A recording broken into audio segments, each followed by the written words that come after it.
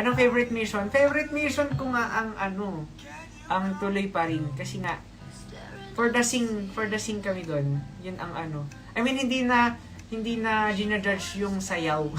And then ako natatalo pag sayawan na. So, ayun.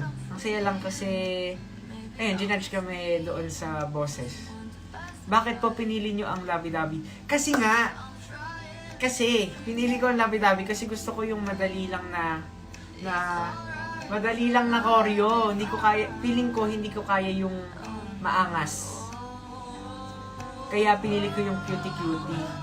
Ayun, napakahirap din pala ng ang napakahirap din pala ng choreo, lalo na yung tatalon, yung gumaganon-ganon, yung ganon-ganyan. Diyos ko po, napagalitan ako dyan ni Coach Yu.